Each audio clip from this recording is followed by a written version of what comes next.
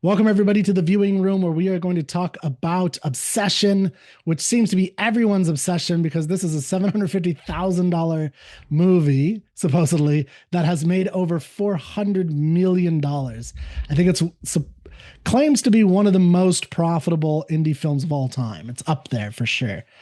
And it's still going. Like it's only like a month in. So everyone's talking about this film. I have a lot to say about it, so I thought we could have Mark Pellegrino, Jennifer Bouani, and Jacqueline Schumann, Jax Schumann, to back on to talk about it. So if you guys just I want to start with all of you.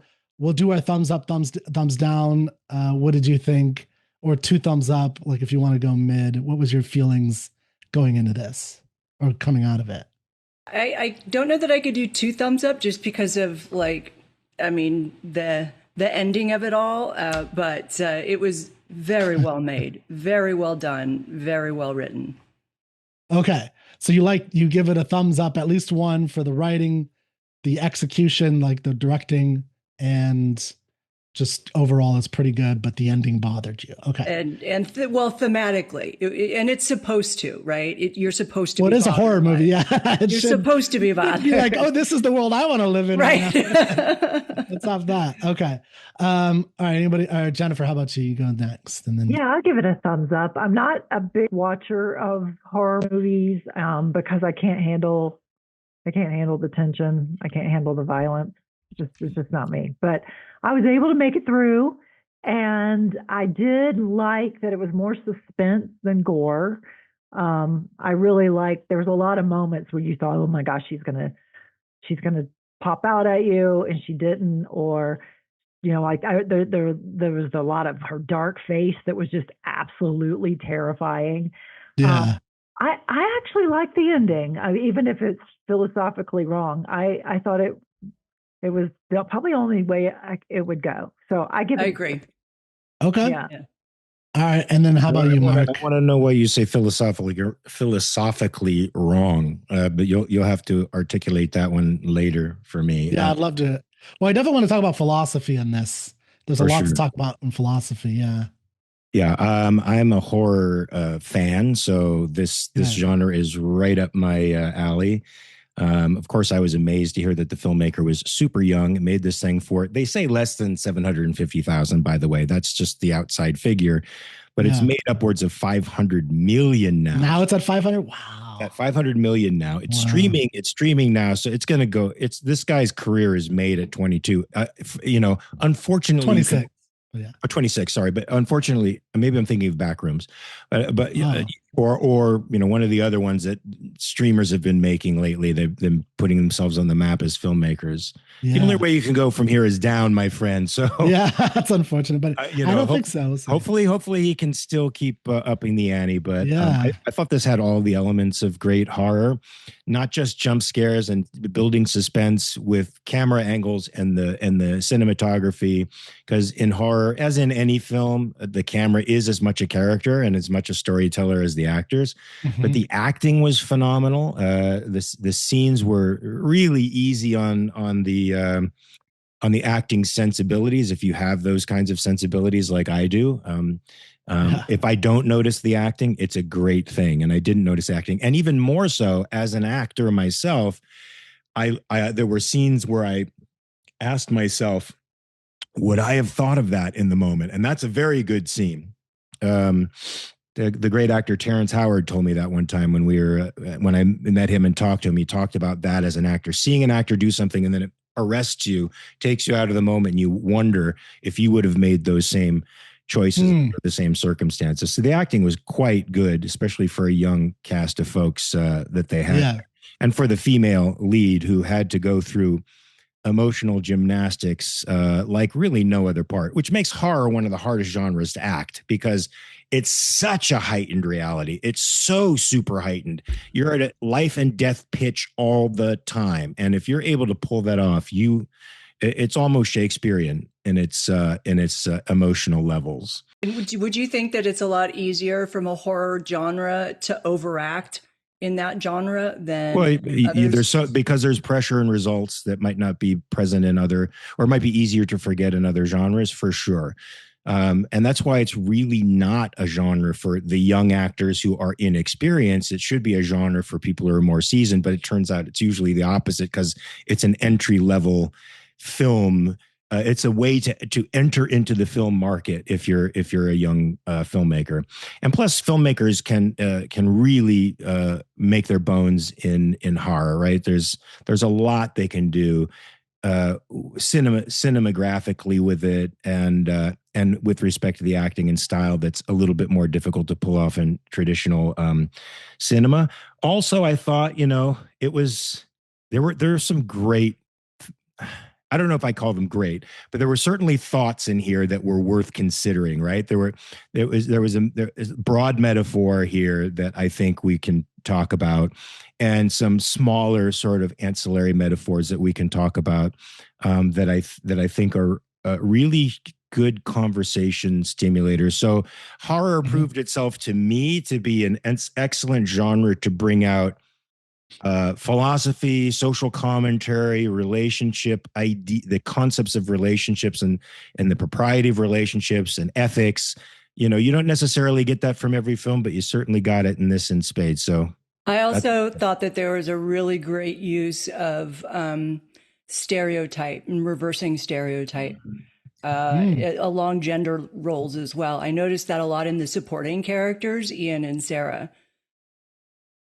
But should we maybe, Kirk, back up and give the overall premise of the well, everyone should have seen it if they're watching this. Yeah. We're definitely gonna do spoilers. So if you've made it this far, definitely go watch Obsession if you haven't seen it, because we'll talk about Obsession. But Obsession is a really ancient and simple story at its core, right? It's about a person who wants something, somebody in this case, who doesn't want him or her back.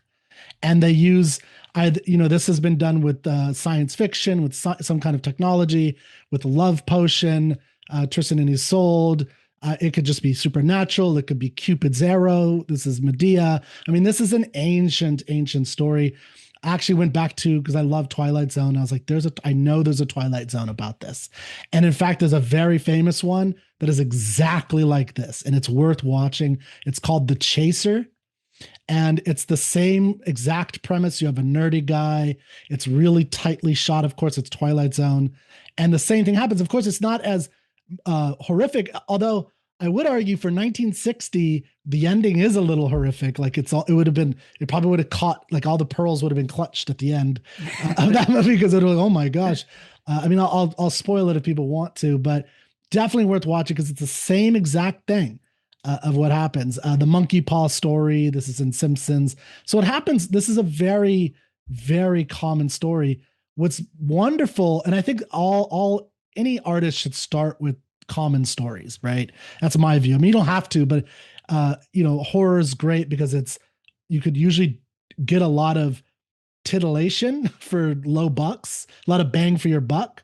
So it's a good way to get started. I think a lot of directors have probably started that way. I don't know how many, but I just think there's so much. It's a really simple story. What I was hoping to talk to with all of you is about the themes. I really want to talk about Indy Navarrette. Navarrette, is that how you say her last name? Indy. Like, the performance was something stellar. And I was watching it again, and just, I'm not an actor, of course, we talked about that, but just such subtle things that I didn't pick up on the first time that added to the vibe of things. Like, I want to talk to you all about, maybe we could start here, of the, does Nikki like Bear before the wish? In a romantic way. Yes. That's what I mean. Do you think she cares for him, or is there anything there? I didn't think so, but I think they leave it wide open in a way, and they leave it up to you because they leave enough suggestions to make you think there is possibly something there, because she says, if I liked you, you'd never know it. So she says this, and she's affectionate with him. She's best friends with him. There's hints that very possibly, if he just manned up and took the step, he would probably be satisfied, but he's too scared to do it, but I think she certainly likes him. I don't know if it goes to the extent that he wants it to go, but it's left ambiguous enough to me to wonder. I think she could give him like moral him. permission. In other words, to give him moral permission to make the wish. You know what I mean? I think she could. I think she could like him, but I think that and I think that she could have also, when she says, when I like a guy, they never even know about it, she could have also been alluding, or like other people don't know about it. She could have also been alluding to the fact that she's been on and off with his friend Ian for a couple of years. Yeah. But I think that it's open, and I think that, he made in my opinion, he made a very specific choice when he made that wish. He could have wished for the confidence to tell her that he likes her. He could have wished to man up and just ask her out. He could have wished for all kinds of things, but his specific wish was, I wish she loved me more than anyone else in the world. And to me, that just removes agency altogether, 100%. Yeah. Jennifer. And at the beginning, when she leaned back in the car and she was like, do you like me? And now would be a good time to tell me. That to me was a signal that she liked him. But it's like a budding, like a little friendship that might be turning into a crush. But what he did was his wish just, put the kibosh on anything happening, because it has to happen from her side. It has to be something she chooses. So I saw it as, yes, she was beginning to like him, but yeah, he killed it with his wish. Yeah, I think that it was purposely done ambiguous. Like, I think that was the direction, and I can imagine that they all worked on that very hard. In fact, I know, because I've seen so many interviews at this point, that they shot it in two different ways, where she does kind of like him, and then she doesn't, and he cut in between. Just like American Psycho, if you know that, the story supposedly of the American Psycho director, when Willem Dafoe was talking to, what's his name? Batman. Christian Bale. Like, supposedly when he was interviewing him, did you ever hear this story? Like, Willem Dafoe did the whole scene, the director had him do the whole scene as though he knows he's guilty, and does the whole scene that way. And then he does the whole scene again, not sure if just another person, and then they cut in between, and it really gives this vibe of like, what is going on? Does he like it has these weird little feelings, and I'm pretty sure that's what they did here, because I was like, okay, that's a friend zone thing. Oh, that's she doesn't want to go there. Oh, maybe there is a little cute thing. Why would she say that to him? Say what? If you like me, now's the time to tell me. Just to get all the awkwardness out of the way. He said something that really hurt her feelings. Freaky Nikki. She knows he likes him. She also knows she's having sex with his best friend, right? And so there's a real this is why I think this movie is so interesting, is there's so many complications in a very tight space. And I think he, it could be interpreted either way. Maybe she was I could see trying to get out in the open.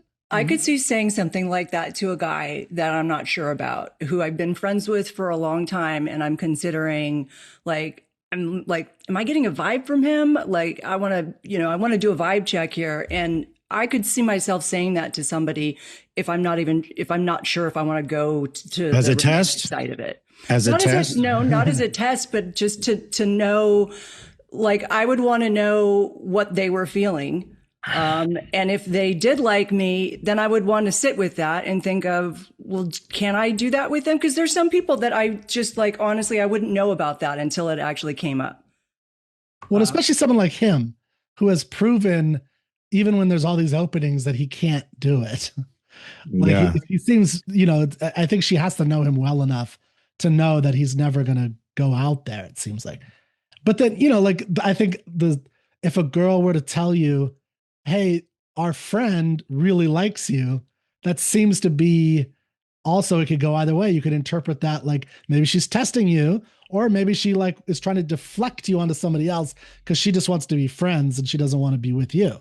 And I've actually done that to girls that liked me when I was younger. I was just like, oh yeah, my buddy, that's how you would do that. So it's like, I think the whole thing is really ambiguous, and it's interesting because when I was feeling it, I was feeling like, dude, just tell her and get it over with. Because worst case scenario, it's done, and you take the knife and you move on, right?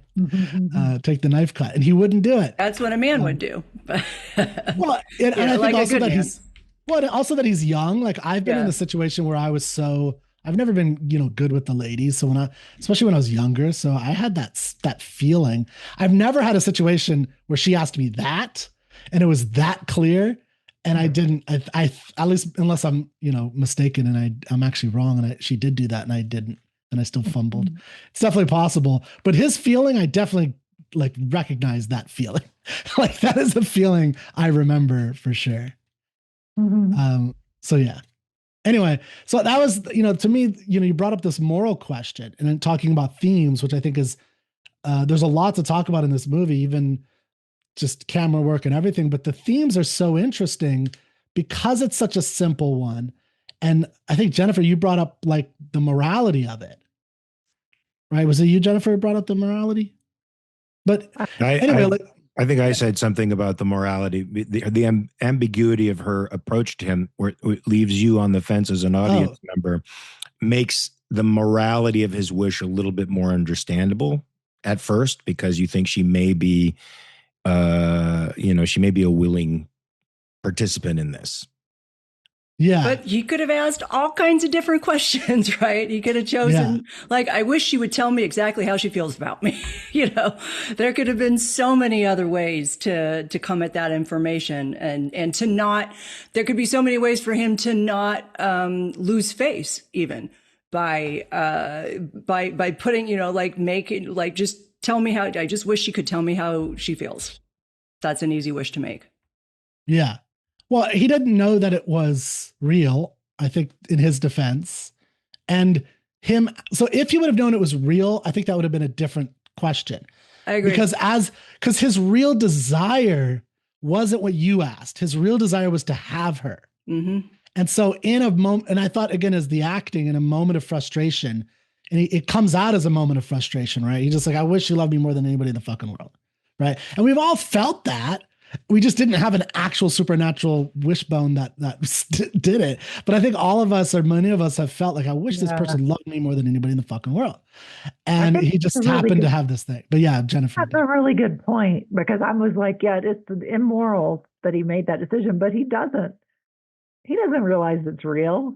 To Mark's point, it makes the moral sort of it opens a moral door for him to make that choice, especially because he really doesn't think it's going to work. I don't condemn him actually at this point. I condemn him for all the choices he made afterward to not tell other people about it, to not do anything about it until it was far, far, far too late. Yeah. And that does tend to be, I think, the wishbone or the monkey paw chaser story, is that people wait too long, or they ignore all the warning signs not to do this thing, right? And now I don't know if he had an out other than self-destruction. He could have had an out. He could have gone back to the shop like he ended up doing when it was too late, but he could have gone back to the shop and had that same conversation with the shop owner, and the shop owner could have said, here, take this, make one of your friends make a wish to break it. And then had he gone, because in the end, he's explaining it all to Ian, of course. And Ian, they're both so frickin' psyched out and so upset they can't hear each other. They cannot understand each other. And Ian doesn't believe him for anything and, wishes for $1 billion. But of course, that was his last wish. But had he gone to them, had he gone to Ian a lot earlier, when Ian was starting to explain, hey, man, this behavior of hers isn't he wasn't saying it wasn't cool, which I think is a really interesting. I think that they flipped the gender roles between Ian and Sarah. I think because Ian was the one who recognized, dude, I think you're taking advantage of her. I don't know what it is, but I feel like you're taking it, she's going through some stuff and you're taking advantage of her. And that, like, he could have said something because he knew at that point, Bear knew at that point that that something was seriously wrong, and he could have started having a conversation with. Well, he did have that conversation. He didn't say it was a supernatural wish, because when he did tell him, this is a world where supernatural wishes aren't normal. It's our world. And if that happened, like, nobody would believe you, and he knows that. Mm-hmm. So I think that's the kind of conundrum of the magical wish, is that no one's going to believe you. So the question is, what do you do? For me, where he really took a turn, and it was always there, because at the beginning, when she walks up to the car after he snaps it, he looks over to the One Wish Willow, and he's like, is this, like, it's just all so weird. Like, why? But I think on some level, there's some point of, like, maybe this is, like, there's no supernatural stuff. I don't know. Maybe she just really wants me and her dad is dying, and he just wills himself to believe it. The dead cat thing was weird, the memorial. But then the thing that really, I was like, okay, this guy is bad, is after she does the no scene in the diner, and they look at each other, the next scene is him having sex to basically a doll. Like, she's dead. That was the turning point for me as well. Yeah. I was like, dude, can you not tell something's deeply wrong with her? Yeah. Like, something is really like that is the act of a man so consumed by his own desire, he has no ability to understand he has no ability to read the signs. He has, and he's not interested in it. Yeah. And it's a self lie at that point, because it's like, she's not really there. There's no her to make love to. There's no self there. So he's just lying to himself at this point, especially that this is actually any kind of relationship. Now, it's interesting they didn't show them having sex in the, what's that? The love, in the montage, the honeymoon phase. The honeymoon phase. The honeymoon montage. I assumed they did, but they did have sex, but I don't know. That's an interesting question. I don't know how, because doesn't that make you feel like there's some progression to the entity in her? Because it seemed the honeymoon phase, they were very much connected. It was, she was completely engaged with him. And that makes that sex scene between the two of them very arresting, because it's such an obvious shift in personalities. Yeah. And yeah, it's almost like that whole montage, though, was his deep mind point of view. It was his deep point of view. It was his primacy of consciousness showing, not the. And then when we see him having sex with her for the first time, when we are seeing, that's the primacy of existence. That's the reality of it. That's interesting. It's possible. Yeah. I mean, we don't know. I don't think. Seeing through his perspective, you're saying, is the idyllic montage, but the reality is this: she's an empty shell. Yeah, because when we're not in the montage and we're seeing them interact with the friends are like weirded out by their weird love. The friends are very weirded out about it. And he's not, like, in that montage, we're not even seeing any of that. We're just seeing, that they're super in love. And that this is his experience of it. It's like his selective recreation of the events. Well, it's so kind of performative love. Like, her love when he snaps the wish is always performative, right? Like, when she cries, she's in the car, like, my dad died, let's go. Like, she's not crying. They're crocodile tears. Yeah. Like, when she's reading after one of the first nights, like, when, the duct tape door, that was creepy. I thought that was a great touch, but just because, like, he didn't realize it the whole time, and the look on his face, and you're like, what is he looking at? But I think her book is upside down. So she's just, like, she's just playing the role of this woman who, is just, hanging out and reading, like a girlfriend, and it's not girlfriend. And how could he not have noticed that for however long the montage did exist? Because other people saw it, so it happened for more than a day. But I don't even know if this was a mistake or on purpose. I don't know how long that was. Like, was it 2 days? Was it a week? Because the cat, I don't know either. Yeah, cat meat would have been rotten if it was more than a couple weeks, right? So, and she was supposed to be quitting, so I guess she didn't quit. So I have that time is completely crazy, which I think is maybe a purpose, because that's how often the honeymoon period feels. I thought one of the more disappears. Well, I thought one of the more significant moments of that montage was where, and that was a really good catch on her reading the book upside down. I didn't catch that. If she did. That wasn't the montage, by the way. Oh, okay. One of the more significant ones, at least in the montage, I think, was that they're watching movies together, and she keeps looking at him, right? And he keeps taking her chin and moving it to the TV. Yeah. Like, nope, this is what a real girlfriend wouldn't stare at me like this. A real girlfriend would be watching with me, because it's kind of creepy that you keep staring at me. He had to like reposition her to look at the TV like 4 times. Yeah. Yeah. I mean, yeah, I found that really interesting. I found the whole relationship with, what's her name? Sarah, the other girl. Yeah. I found that really telling, because again, it really shows that this is an idealistic, a romantic notion that he has fallen in love not with her, but with the idea of her, right? Which I think it's right to say that that's a form of narcissism in a sense, because you're really falling in love with yourself. Because they don't have any connection. The one who had a connection, like when he says to Sandy, right, when he cheers at the beginning when they're in Barker's club or Barker's bar, which Sarah, is you mean about Sandy? No. When he cheers for Sandy. Oh, okay. Nikki and his friend Ian walk away and have fun. She grabs the hat off because they're having a sexual relationship. And maybe that's all Nikki wants. That's my sense of her at the beginning, is she may not even really want a real romantic, I don't know. But they're having fun. And it's Sarah who stays behind and shows empathy and hugs and like, I'm here for you. And she cares. She's like, Sandy, like she asked the question. If you say a pet dies and nobody cares, that person doesn't care about you, right? And I think those two people walking away, like they don't care that much about Bear. And I don't think Ian cares that much about Bear either. I think they're coworkers more than real friends. What do you guys think about the choice to name him Bear? Do you think that was deliberate? So like manly?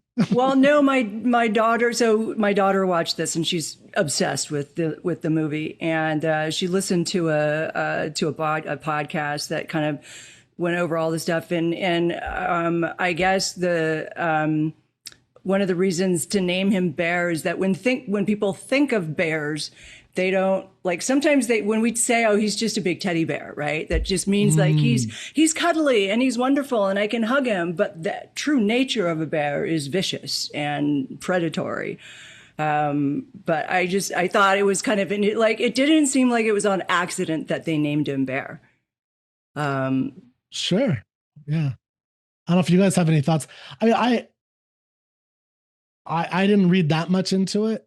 But yeah, I'm sure there's something to what you're saying. That makes sense. Well, because all the other names are ordinary. Ian, Sarah, Nikki, Sandy, all the other names didn't look like they were on purpose. And then we have Bear, which like is interesting. And that's a nickname, right? Is that his actual name? For Baron, no, I think. Yeah.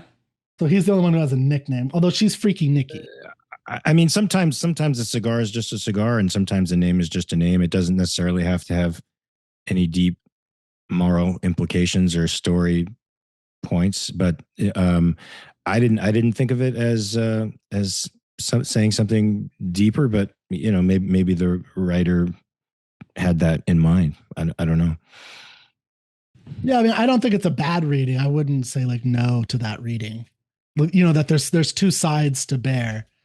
He's a teddy bear, but I just don't see the violent side of him. He's always a teddy bear. But the violent side is his cowardice and his inability to take any kind of action. So the violent side of him was caging her, was removing her choice and caging her in a prison of his will.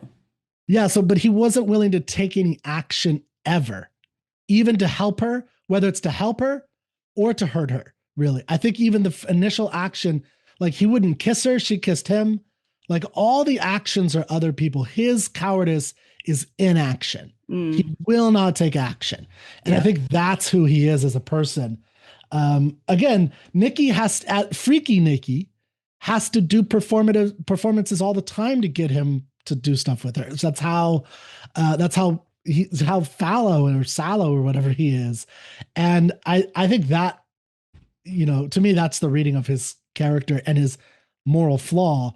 Even, his one heroic act was saved by by Nikki's obsession with him when she snapped the one wish will at the end, right? Yeah. His only heroic act, he could. Now, by the way, this is gonna. I think you ladies might be okay with this. I hope so. I don't want to offend anybody, but I definitely am very confident. Maybe Barker would never admit this, but he was doing something very purposeful by the gun and then the pills, right? Because the gun is the man's way out, the pills are the women's way out, right? Yeah. And I think he was purposely doing that with that ending. No offense to anybody. I mean, I don't think it's offensive. I mean, it's horrible. The fact is that I don't know how Jen feels, but I mean, I think that suicide is a very delicate subject, obviously. Yeah. And I do think that it tends to be suicide by gun is more or less a sure thing. And I think it speaks more to a hesitancy to have something as final. And I don't know if it's a female thing, like why do we take pills versus, or why do more females, like it's true statistic, right? I think like more females will die by pills, but also dying by pills kind of gives you an out. It gives you a moment to take take it which it did. Right. Which in this case, all you almost have to do took is it back. throw up. Right. It allows you. So I think that I don't know that I really want to call it along gender lines, but maybe just more men want to kill themselves and be done with it than women. And women are more about, do I really want to do it? I couldn't tell you that. Well, sure. I think there's a lot to be said about that. I have read a little bit about this, but I don't want to talk that much about it because unless you guys think it's relevant, I was just saying that I think, especially in movies, that is how it is portrayed. Is the pills, like women are the ones who poison, right? Men are the one, that's how in literature and it's. I think Macbeth says that, right? Is he say that? Where Lady Macbeth times. She wants to stab. Is that right, Mark? I can't remember how it works. But anyway, I'm forgetting some of these details, but that's how I always think of it in literature. Is like the man is the stabber, the shooter, the woman is the poisoner. It's a woman's job. Anyway, I just think that my analysis of him is he's just a man who can't act. I mean, take action.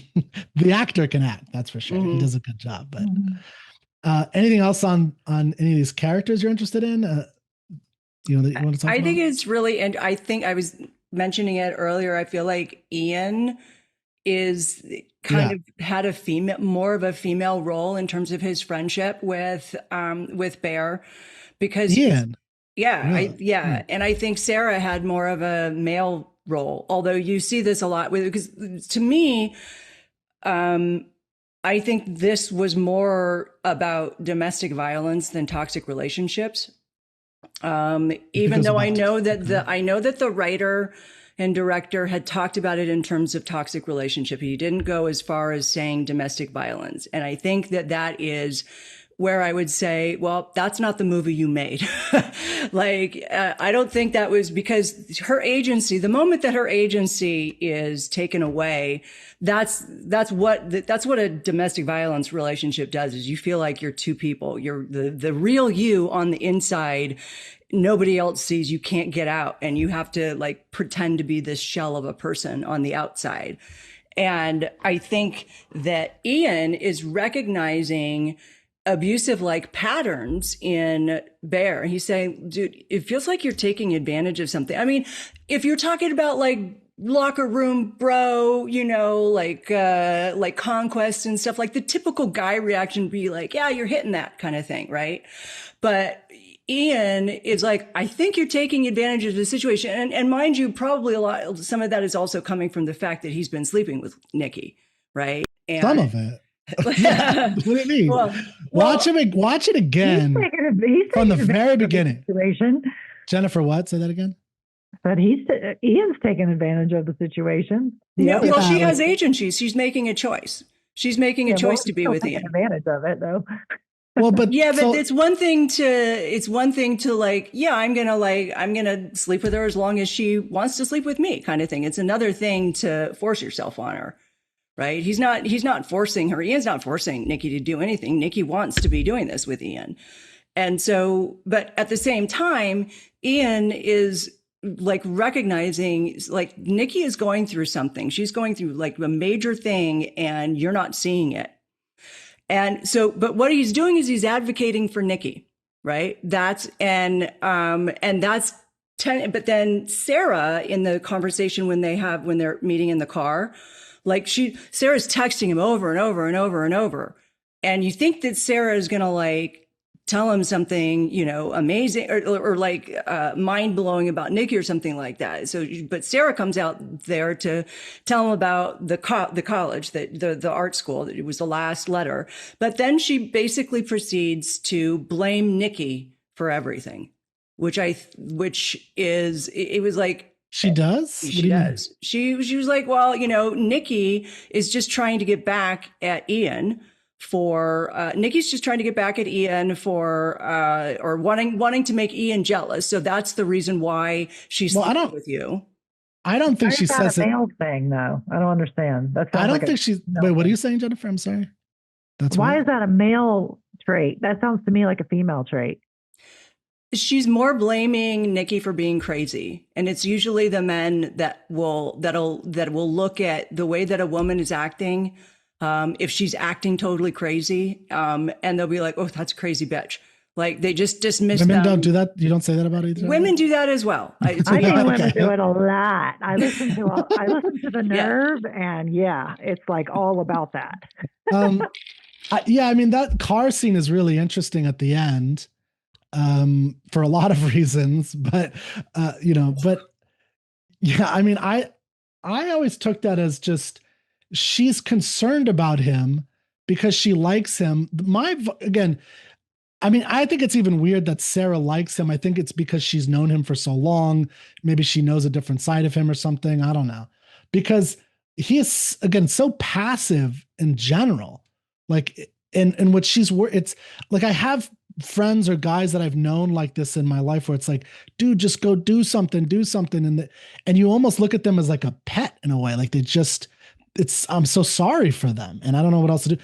And that's what I feel like with Sarah is, and she might have a little bit of a crush on him, but she definitely, she's worried about him. Nikki is obviously sexually active, sexually confident. She has a nickname, Freaky Nikki. How do you think she got that nickname? Right. So so it's like this Sarah girl's looking at this teddy bear, like you say. So maybe there's the teddy bear thing, like you're saying. So I could see that. She's looking at this teddy bear and it's like, what is this girl doing with him? Does she really like him? And maybe there's some jealousy where she likes him too a little bit. I mean, I thought that's what it was as well. I didn't really think about why she would like a guy like Bear, but oftentimes the scared little waifish guy might sometimes excite maternal instincts in a woman. She feels bad for him and confuses that vulnerability and feeling that she has for somebody who's vulnerable and weak for love. Certainly, I thought she was jealous of Nikki and trying to cut Nikki off at the past and help her friend out. That just sounds like sort of normal dynamics, normal relationship dynamics to me that I thought. No, I agree. Would work. Yeah. I could be wrong about that. I do think though that they do a lot of kind of playing with gender, like especially just Kirk, what you were saying, and like having him opt for pills instead of the gun. Yeah. I think that I want to ask you guys a question. What did you think of that almost opening scene where he comes home to find his cat dead? Well, I thought that whole opening was brilliant. How do you feel like we're meant to think about them, especially for all of the writers, the whole save the cat concept? It's opposite of the save the cat. You see once again that he's irresponsible. It sets up his character perfectly in a sense because he's so irresponsible and so passive, and so not really present that, it enables this cat to get into his pills and fucking well, not him his pills. They were die. like his grandma's pills. Yeah, his right? grandma's Yeah, whatever they were. Yeah. But he's not engaged. That simply would not happen to somebody who is more engaged. And frankly, for me, something like that would be a devastating emotional event. Yeah. And I found it oddly, strangely missing, from there. And I think he sort of used it as emotional fodder later on, but like just it's news, for you go to a party later on, and I wouldn't be able to do that. I would be remember when he was on the phone with Nikki, hesitating like to go out because he's like, oh, I probably shouldn't. It really felt like he was like the true narcissist is like, I should probably feel this way, but I don't. And like a sociopath. Yeah. And it like, I should feel this way and I don't. And, cause he's not really crying over it. It's almost like, oh God, shoot, I got this mess to clean up and the cat's dead. And it almost like, and then all it takes is for her to go, really, I wanted to tell you something important. And he's like, okay. Did you not believe his tears when he was crying? Like after the cat died? Cause I believed them, but I believed that they were tears of he's shame. racking sobbing. I think that they're tears of shame. I don't think that it was like a true love for this animal. Okay. I don't know. It was the whole event left me feeling ambivalent because it wasn't enough in the end. I just put myself in his shoes and I would not have been able to do what he did. Yeah. One of the, going back to what you're saying about writing, Jax, is that it was brilliant because it set up his character.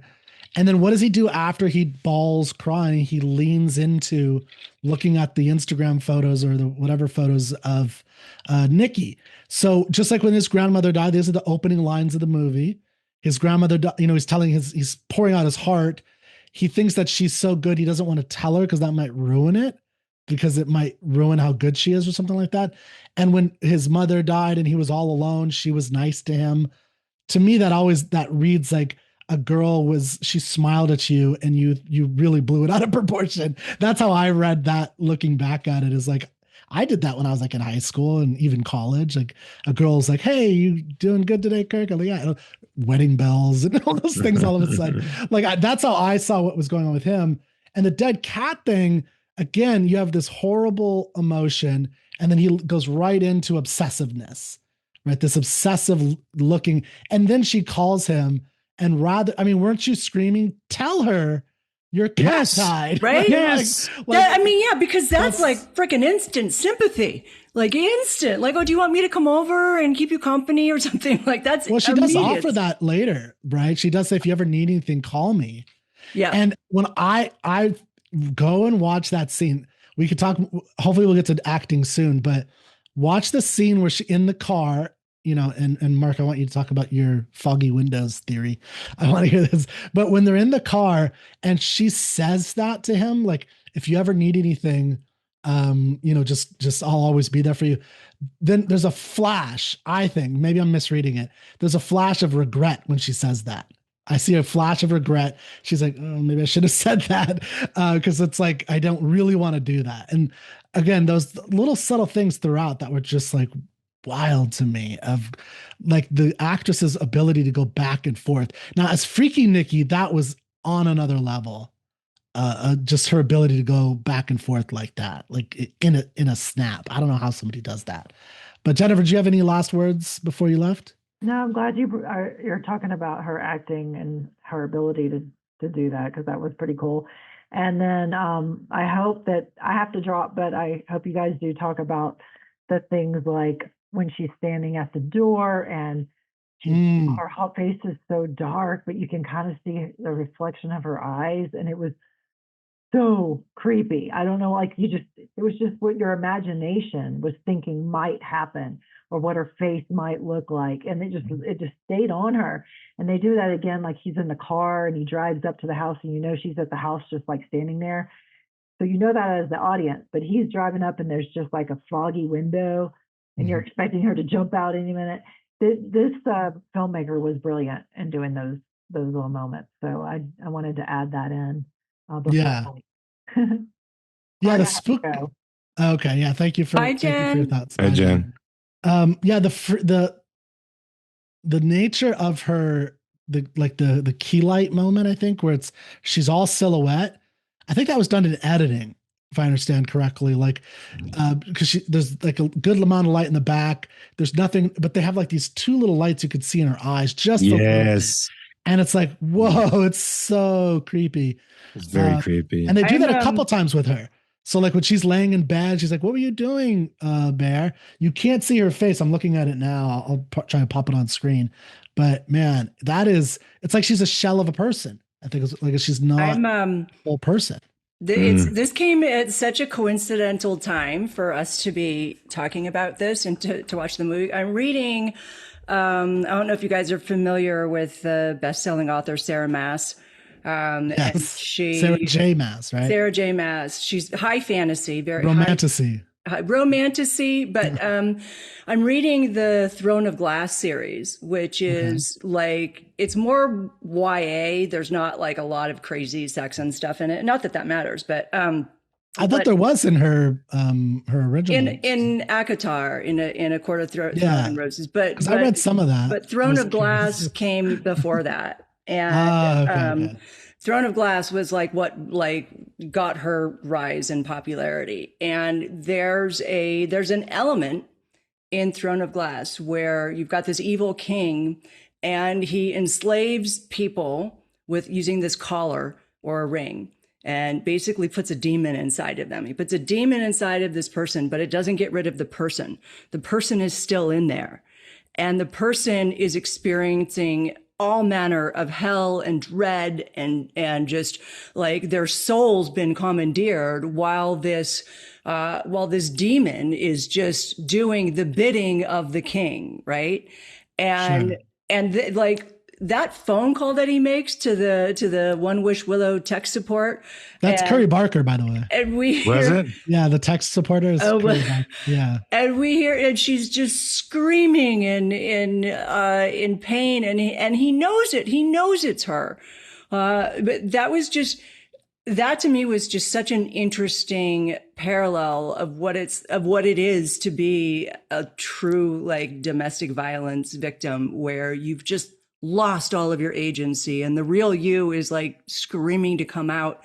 But the goal of the person controlling you is to bend you to their will. And I just thought it was really, really interesting, but it's so hard to watch that. And what does he do? He just hangs up the phone. Nope. I want to evade it. I don't want it to be true. Therefore, I'm just going to pretend that never happened and, move. Well, he has that line of like, what would be so bad about being with me? Right. That's when you see his soul, I think, when she wakes up and she's like, don't wake it up. Don't wake her up. Yeah. So it's like, there's two Nickis. We know that for sure. I just call her Freaky Nikki and just Nikki. And Nikki. I know. I don't like that. I got to say, I don't like calling her Freaky. Or whatever you want to call her. It's enslaved Nikki. No, I don't mean freaky like she gets freaky. I mean like she's freaky as in there's a freak side of her that's come out all of a sudden that's taken over her real self. That's anyway, it doesn't matter. You call her whatever you want. Call her Demon Nikki is fine. It's not the point. But the point is that the other self is in the sunken place, I think is the modern way, from Get Out. Like, so she's in her soul. And I imagine he had to have gotten that from Get Out or something like that, of just you kind of sink into yourself and that part is no longer able to control the rest of you. Although she's clearly, just like in Get Out, bursting out, right? She bursts out in those moments. Mm-hmm. And it's really fun to watch it and see like, was she bursting out there? Was that, I mean, there's ones where it's clearly bursting out, like when they kiss and she, flies back and then she pretends like, oh, I just saw something I didn't know. I thought I saw something. And it's like, no, the Nikki came out and was like, why am I kissing this guy? I don't want to kiss him. And even like right away when she comes up to the door, if you watch carefully, like when she's like, oh, I'm acting so weird.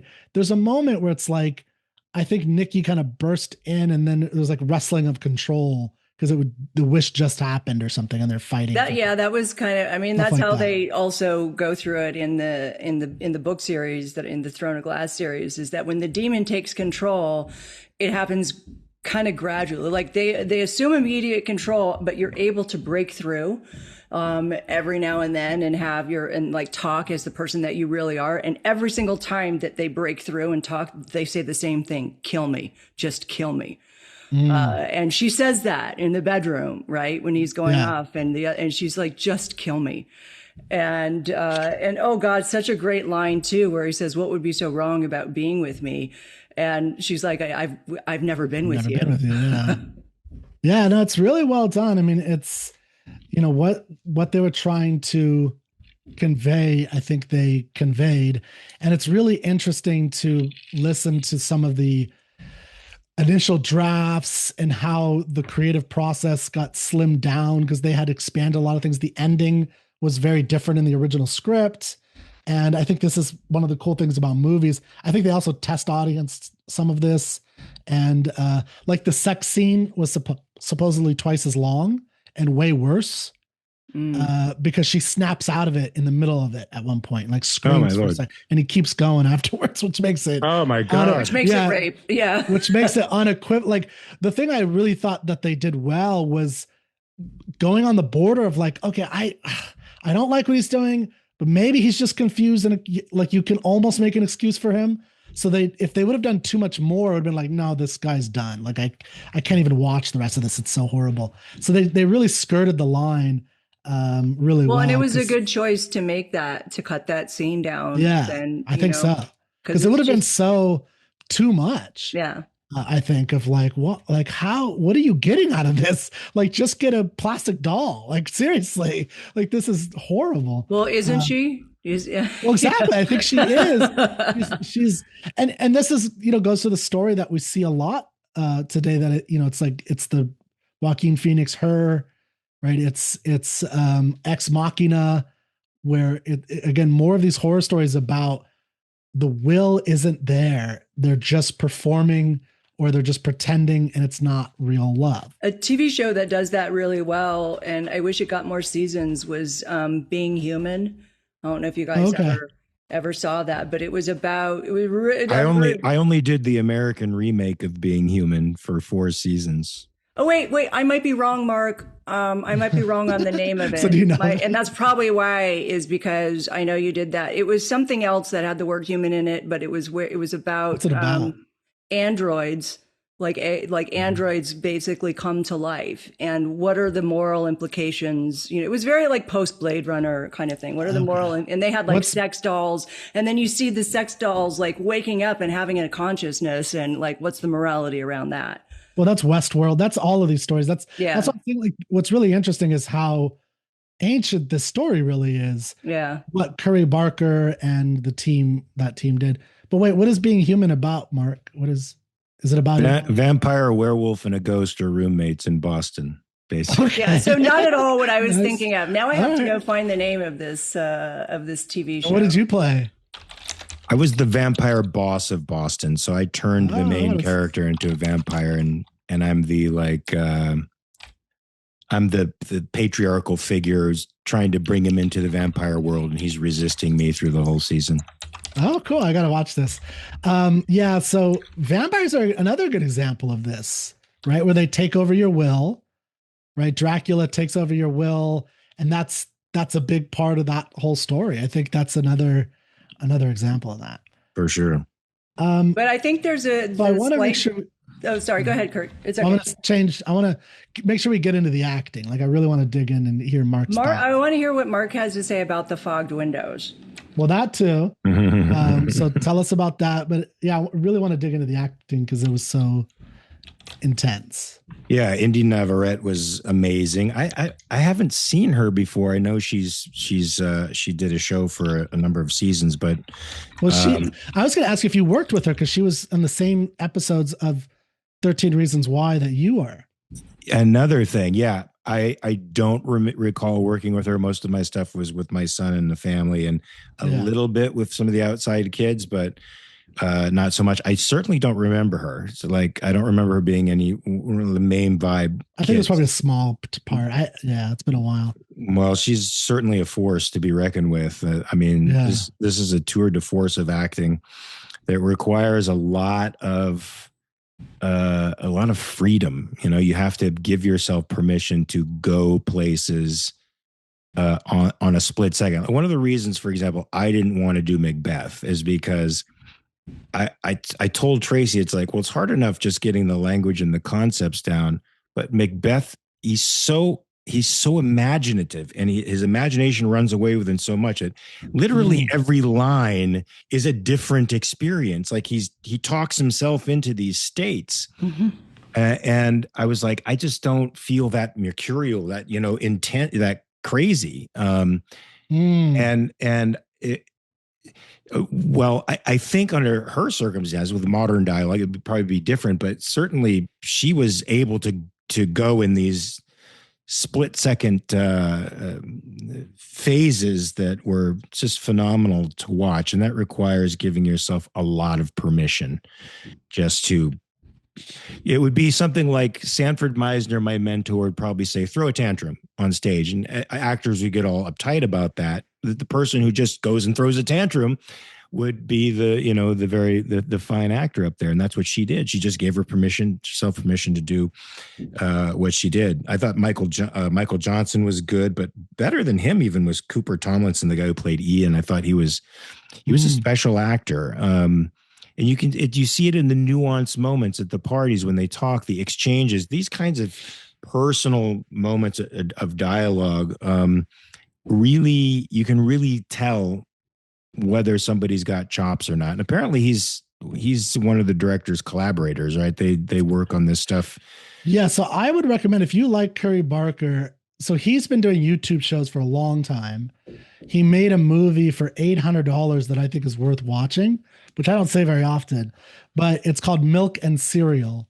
And it's actually really, really interesting. Very fast-paced dialogue, always moving forward. Like it takes place in 3 different locations, basically.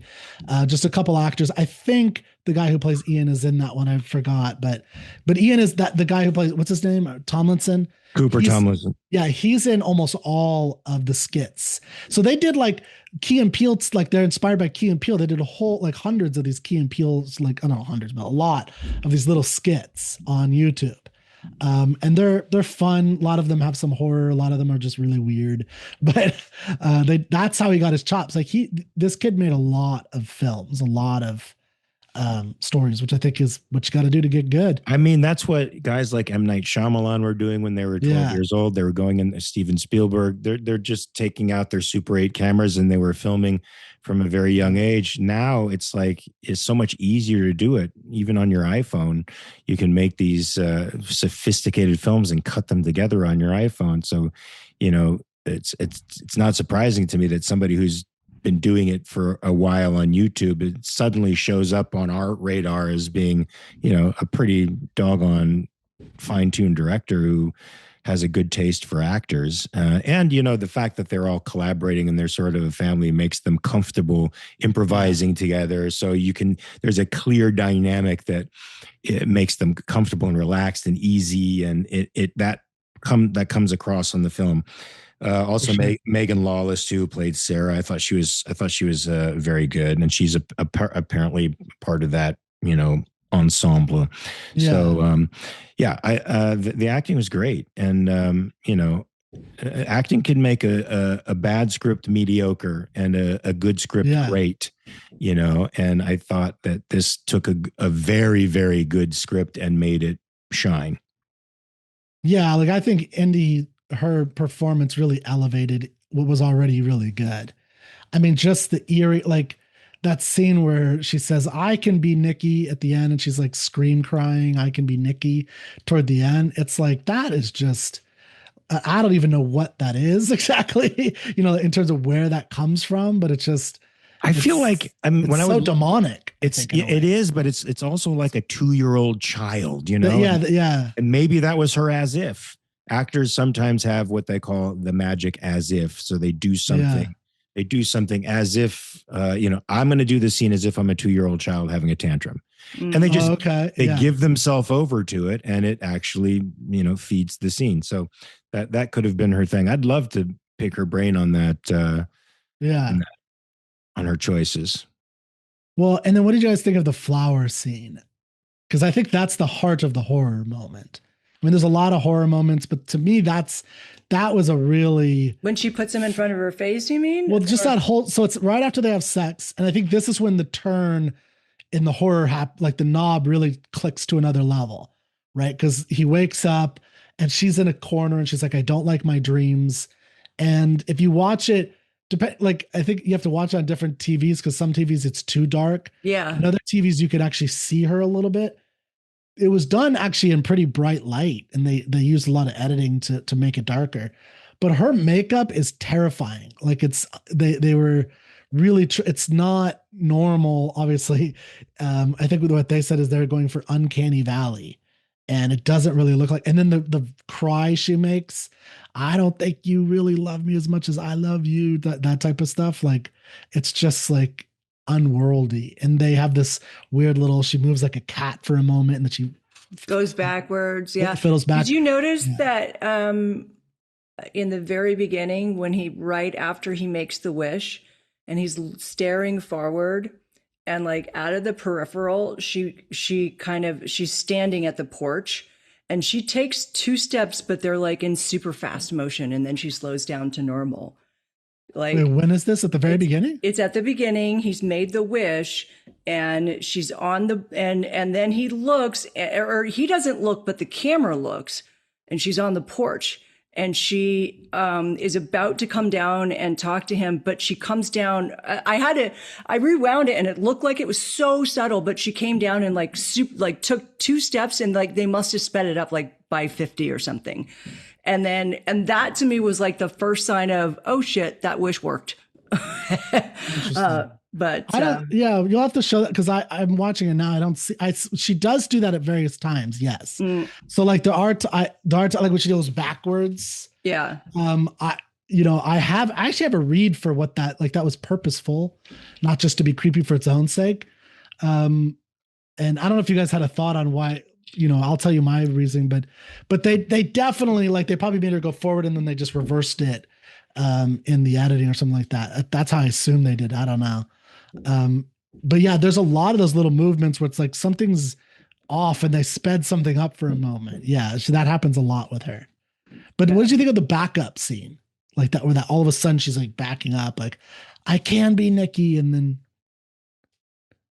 was that there just to be scary? Is she, is she like backing away from truth, or I don't know if it's supposed to be metaphorical. I didn't think about it too much because I've seen that horror element a lot. I've seen the twitchy moves and the moving. It's more like, demon possession controlling you kind of thing. Yeah, that's basically what I thought of it was.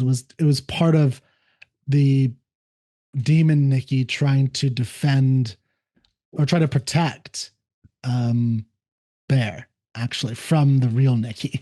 That's how I read that. Is she was trying to reverse her from doing him harm. And because there's that moment right after that where she jumps forward 2 steps, like she tries to run toward him. It's almost like Nikki tries to take over for a second to kill Bear because that's her actual objective. Because that's what she wants. She wants to either kill herself or kill Bear, right? And the internal Nikki. So that's how I kind of read those types of things of the spookiness. That's cool. Yeah, that's great. Yeah, I love that. Have you guys gotten any other? So I was kind of shocked when I talked to my daughter. She had talked to some other people. I won't name anybody, but who had a different reaction to the loss of her agency, and they were men that what do you mean different reaction? Like, oh, this is just showing how women are freaking crazy in relationships. or this is showing, you know, like what a toxic relationship looks like between a man and a woman. And I don't read it like that at all. And I didn't know if you guys had talked to anybody else about it or heard anything. I know, Kirk, you've done a lot more research on this than I have, but I don't know how you can watch this movie and not think of it in terms of her will has been taken away from her. And so all of, like, you can't, and I hope that there's like construction going on next door. I hope you guys can't hear it, but like you can't take somebody's agency away from them and then force control and then blame them for the actions that they do. Well, I think it's definitely an allegory for something as well. Yes. I think the will and agency is the philosophical basis, but it does work on an allegorical level about the destructive power of overly obsessing over somebody, which I think is part of what's happening here. But I think if you take away the moral agency part of the story, it isn't very interesting, because I think that's what makes it interesting, is that her moral agency, you know, it's like the idea of, again, you can't love somebody if they don't choose it. So some of the choices Bear had, besides the wish, is, you know, before that wish, is he could have tried to just tell her he loved her. He could have changed himself into a better man. Like, that's a free will choice he could have done to make himself better.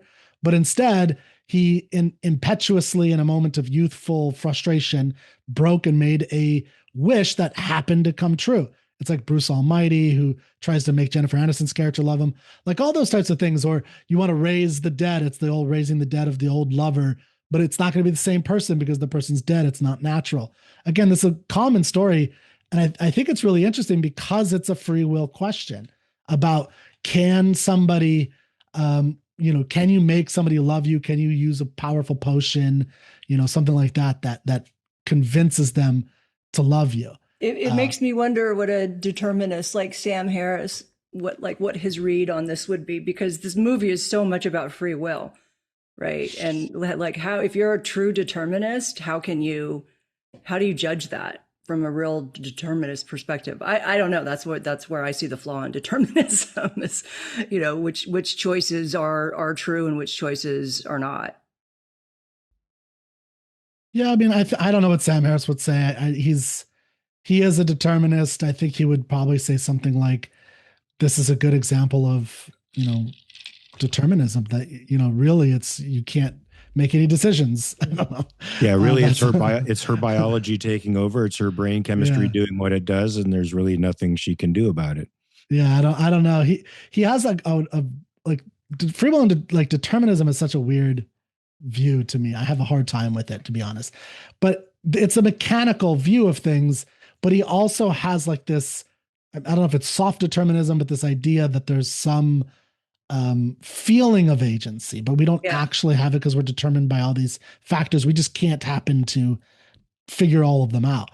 And there is he'd probably say something like aspect of that. He'd probably say something like, well, the whole premise is a supernatural premise, and so I can't even like, which is true. I mean, but I think it's what it reveals that's interesting about the story. It's about, like, you know, do you agree with that? Like, do you think you can have, like, can you write a story where you overcome someone's agency and it somehow works out?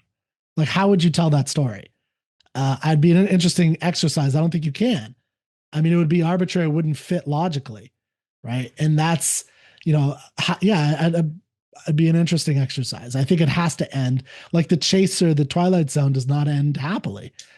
Because even the guy, I won't ruin the ending, but even the guy is frustrated. And the guy in The Chaser, the Twilight Zone, does almost the same thing that Bear does, where he asks, can I alter it? Right. That was Bear's first question. Can I change it? He doesn't want to lose this thing that he has.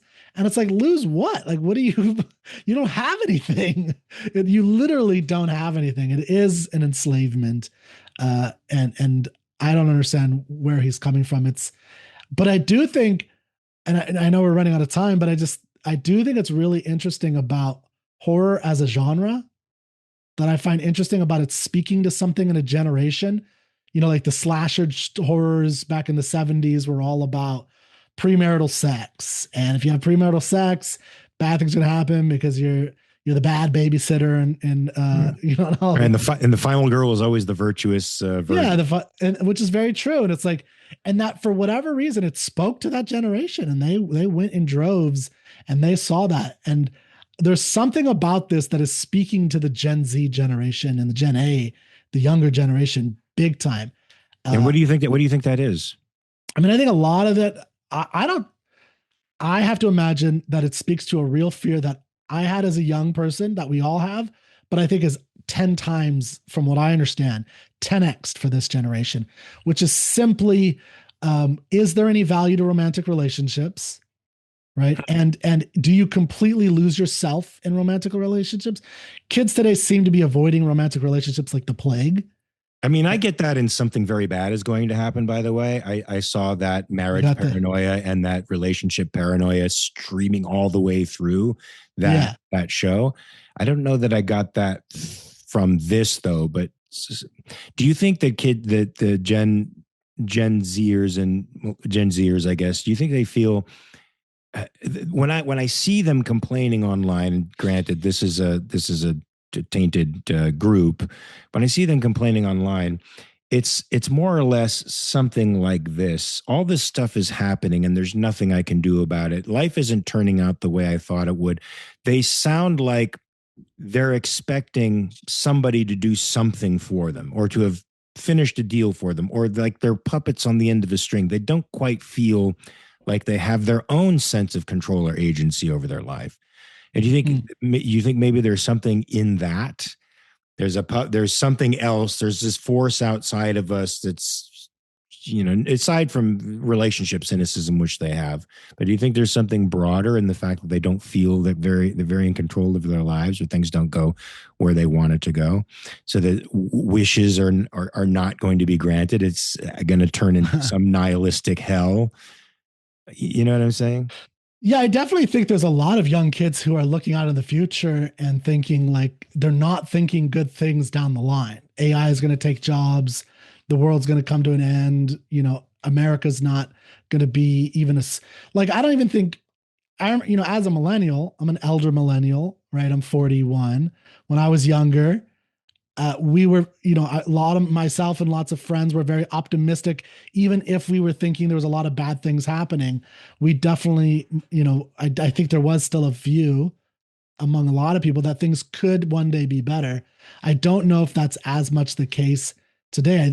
I think, Gen Z, more and more, they see people who, their role models were people who were polyamorous, that, like their parents were divorced young. Yeah. There's all these kinds of things. So they didn't have like my parents were married until my dad's death. Like they, that, which is rare even in my generation, but it happens.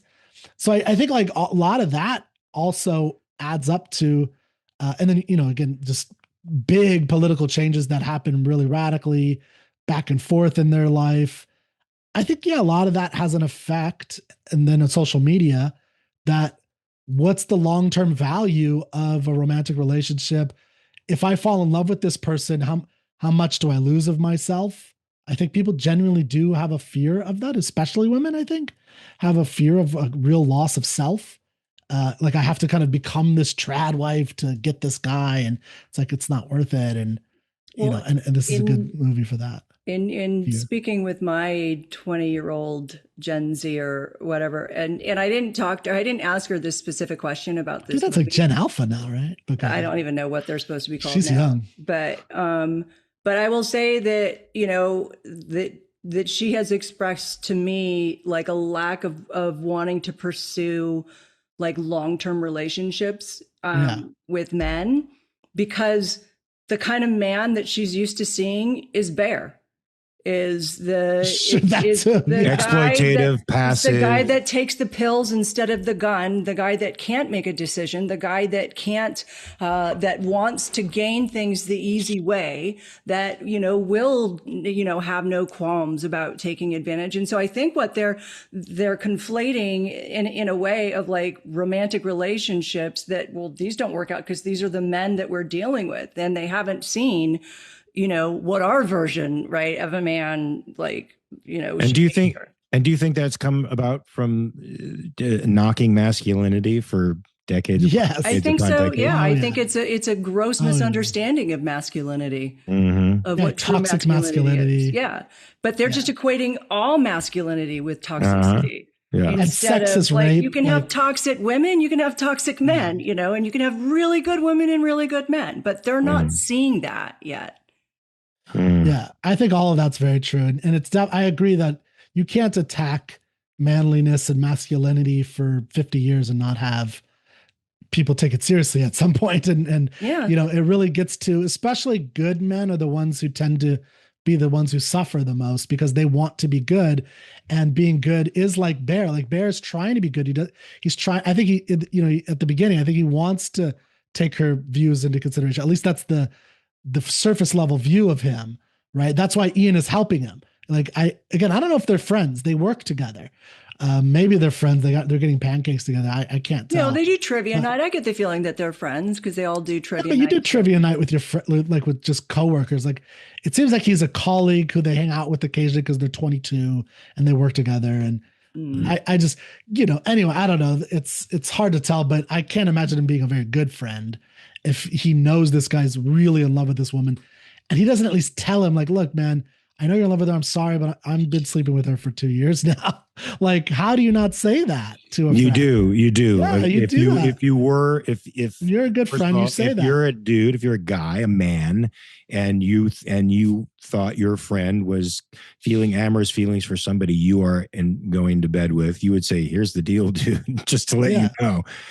I actually been in that situation before. So I think all of us precisely have. what I did. Yeah, of course. Yeah, it'd be like full disclosure. You wouldn't tell him how to get her, right? You wouldn't like coach him. That's even worse. It's weird. So there's also dissociated. They're also dissociated, and the relationships are also performative. Maybe that's something that I think that's a Gen Z thing. I think that's what it is. Yeah. You know, like I think all of that is, I mean, I think we all do that. It's always been there, but it seems to be up, times 100 because of social media. And it's like, it's all about this surface world you've created for other people. And again, I think the vulnerability aspect of Bear is really interesting because the only time he's vulnerable really is one, when it's to a waitress and he's coaching himself. Right. He says, I'm really vulnerable about this. And then two, it's with the one girl that I think he might have had an actual chance at building a sense of self or something. It's like his, in the Fountainhead Catherine type thing or whatever, like maybe they could have had a chance, but he didn't. So yeah, it's really sad, and it is a horror movie. So it had to go that way, obviously. But I don't think we don't have the 90s romances, the rom-coms like we used to. So they don't have, I think all the romances are very pessimistic, cynical. Well, yeah. And unfortunately, they look at who's the sitting president, and they're looking at that as unfortunately the classic narrative of toxic masculinity. Yeah. They're like, and then half the world, is like looking up to that as, something to be admired. And we're not seeing, we're not seeing examples of Howard Rourke's or John Galt's or Francisco's. We're seeing these like caricatured versions of, what people completely mistake as what real masculinity should be. Yep. All right. Any last words? No, it seems like this movie hit a generation cynicism very nicely. It makes you think about free will and can you love somebody if you've taken their moral agency away from them. I think that's a very interesting concept. I thought it was a possession movie for a while too, but apparently it is. But I've heard the director said it wasn't a possession movie, but clearly there's an entity inside of her that's acting, and then she's trapped within this, within it, unable to control it. As a witness to, can you imagine how horrible that she's actually witnessing in some ways the stuff that's going on with her and cannot do anything about it. That's pretty torturous. So it certainly makes us think about agency, love, be careful what you wish for, number one, and how those wishes carry along with it a moral responsibility and accountability that you can't escape. Yeah. It also says something about the passivity of the 21st century male. I mean, Yeah. you know, modern men they have no testosterone, probably because they sit in front of computers all day. They're not active. They're sexually sort of ambiguous, and they don't know what relationships are anymore, and they tend to think that life should come to them instead of them going to life. Like this guy couldn't approach Nikki at all. He could not make a fucking move. You're sitting there as the audience going, please, yeah, just say something, say anything. Yeah, just fucking say something. And he's so frustrating. And he's not. Yeah. And it's like there's a generation of folks that are afraid to pull the fucking trigger for what they're so passive. They've been rendered passive by ideology and our culture. And this is a commentary on that in many ways, and a very good one. Or they're Ian and they're the fuck boys.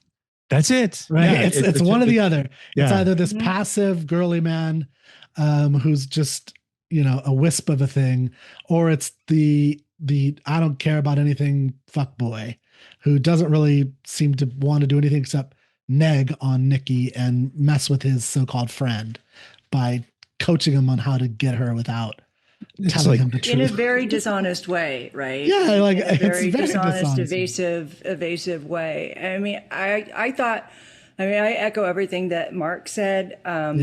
I also think it's really important. It was really interesting, not necessarily important, but it was really interesting seeing how everybody else viewed Nikki. Like the perception of somebody trapped and in trouble. Like they don't even, all that they say is, well, she needs help. Like that bitch is crazy. And like that nobody sees, even when she's like, you know, freaking stabbing herself in the eye with a bottle, when they're playing the Jenga game, the drinking Jenga, like nobody sees how much trouble she's in. They're just like, whoa, that's a spectacle. She's just a crazy girl. I thought it was, I don't know if you guys ever watched Jessica Jones, the first season of Jessica Jones with David Tennant as that's his power. As the big bad, is he can will anybody to do anything he wants, but you're still inside. And the one thing that he always wanted his women to do was smile. And that was like something that Nikki did a lot. Remember when she's waiting for him to come home, she just paints this big smile on her face. And I mean, that's what David Tennant's victims would do, is they would wet themselves. They would just not move a muscle because of his command. Creepy. Yeah, it was really very creepy. But yep. All right. Well, thank you, everybody. Thanks for hanging out and talking about Obsession. I still have a lot to say about this movie, but I think we're out of time. But if you want to come back on and talk about another TV show or about another movie, or heck, I'll talk about this one again. We'll go into the whole etymology or the genealogy of this. I think I want to do a video on the genealogy of this movie. We could bring my daughter on for that one to talk from the 20-year-old perspective. Oh yeah, let's do a video with her for sure. But, all right. Awesome. All right, Thank you, man. Thanks, everybody. Bye-bye.